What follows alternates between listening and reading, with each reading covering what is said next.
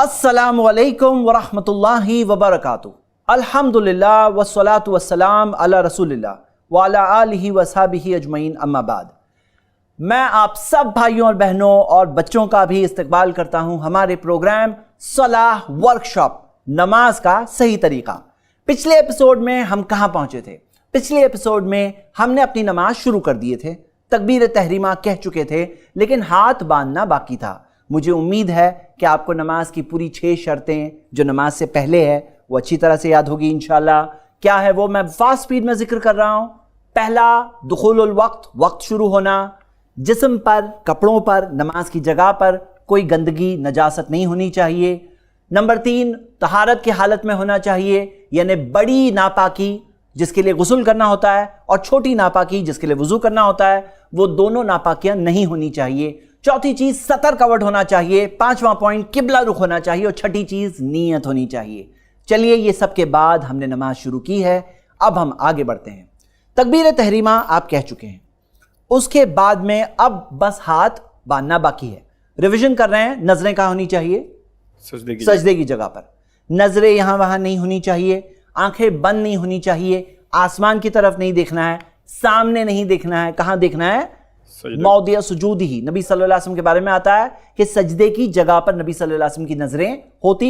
वही हमारे लिए उसवा और नमूना है, वही हमारे लिए मिसाल है। हम उनके जैसा करेंगे तो ही हमारे लिए हर एतबार से कामयाबी है।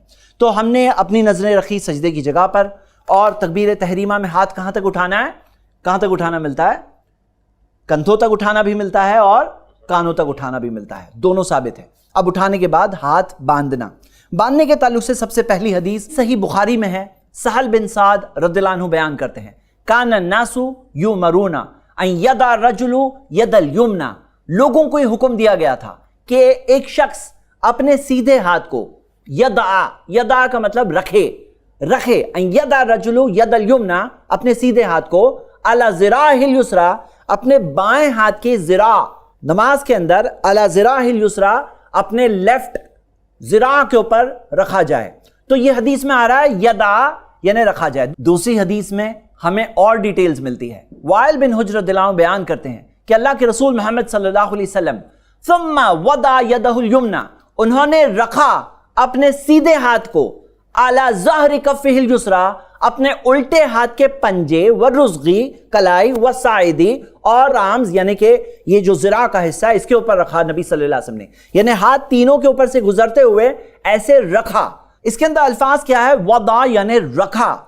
आइए देखते हैं कैसे प्रैक्टिकली करते हैं। आप प्रैक्टिकली करके बताइए हमारी ऑडियंस को कि किस तरह से वदा रखना है। आप ये देख रहे हैं कि इन्होंने अपने सीधे हाथ को अपने उल्टे हाथ के ऊपर रखा है। यह है तरीका रखने का, फर्स्ट तरीका। आइए आगे बढ़ते हैं। दूसरा तरीका देखते हैं। हदीस है सुनन नसाई में सही सनद के साथ। वाइल बिन हुज्र रदियल्लाहु अन्हु बयान करते हैं अल्लाह के रसूल सल्लल्लाहु अलैहि वसल्लम के बारे में, इज़ा काना काइमन फी सलाती, जब नबी सल्लल्लाहु अलैहि वसल्लम नमाज में खड़े होते, क़बदा बियमीनिही अला शिमालिही, अपने सीधे हाथ से अपने उल्टे हाथ को क़बदा पकड़ते। जरा आप करके बताइए।